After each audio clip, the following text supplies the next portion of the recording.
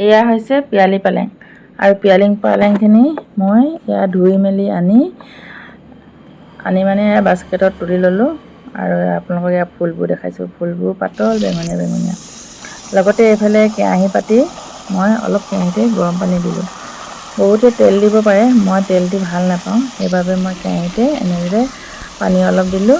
পানী অলপ দি এই পালেং শাকখিনি কুটি লোৱাৰ পিছত এনেদৰে দি দিলোঁ। শাকখিনি দিয়াৰ পিছত অলপ লেৰ দিবলৈ দিলোঁ আৰু লেৰেলাৰ পিছতে এয়া মই তাতে অলপ নিমখ দিলোঁ। নিমখ দিয়াৰ পিছত হালধি দিলোঁ। হালধি দিয়াৰ পিছতে মই এয়া কাটি থোৱা কচুকেইডোখৰ দি দিলোঁ আৰু কচুকেইডোখৰ দিয়াৰ পিছতে ঢাকন মাৰি আকৌ কচুকেইডোখৰ অলপ সিজালে বাট চাই ৰ'লোঁ। এয়া চালোঁ কচু কেইটুকুৰা প্ৰায় সিজিলে আৰু বাকী আছে। তাতে মই অলপ গৰম পানী দিলোঁ, মানে আমি 4জনে খাম। আৰু যেতিয়া গৰম পানীখিনি দিলোঁ তাতে মই আদা ৰচুন পেষ্ট দিলোঁ, লগতে মাছৰ মূৰ কেইটুকুৰা দিলোঁ। মাছৰ কেইটুকুৰা দি এয়া ঢাকন মাৰি উতলিবলৈ দিলোঁ। 5 মিনিটমান কম জুইত উতলাৰ পিছতে এয়া আকৌ এবাৰ লৰাই চালোঁ। লগতে জলকীয়াও দিছোঁ।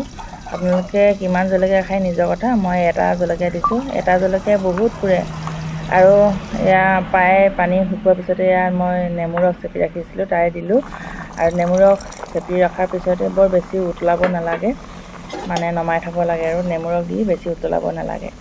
সেইবাবে মই এয়া অলপ উতলালোঁ।